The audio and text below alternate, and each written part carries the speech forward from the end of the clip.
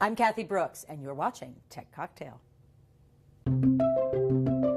Tech Cocktail Conversations, candid insights from startup founders, entrepreneurs, and thought leaders from around the globe.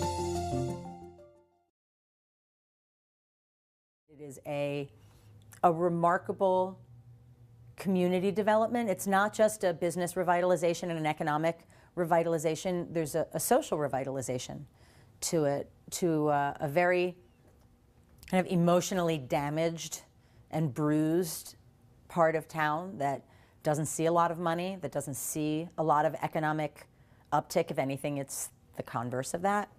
That doesn't see a lot of foot traffic and innovation. That the downtown project is changing that, and not just endeavoring to do it, but actually making physical change. I've seen the change. My first visit here was in August. I was here for 10 days. I came back in October for a couple of days, and the changes from August to now are visible. I mean, there are 2 new businesses open that have nothing to do with the downtown project, that just came to the area because they see that the revitalization is working. There are more people walking the streets. There's more construction getting started.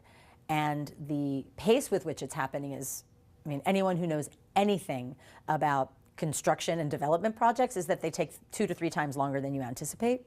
And so even though that is the case for some of the projects, there is still a real sense of speed underneath it all. For starters, they need to be not in a hurry to do it.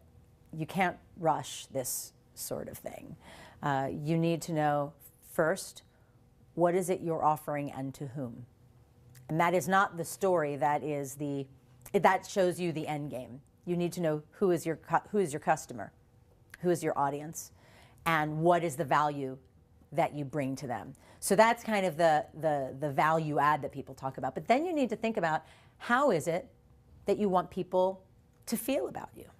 That's the Maya Angelou quote. People won't remember the things that you've said or the things that you've done. They're going to remember how you made them feel. So startup trends for 2013, I think that people should be looking for is, of course, dog daycare, because what else really matters? But joking aside, in terms of like technology with bits and bytes and things, mobile this year is going to, I think, take an even greater turn. There are more platforms on which people can consume content. There are companies realizing that 40 to 50% of their traffic is actually coming from mobile devices rather than desktop, and that trend seems to be a trend that's continuing.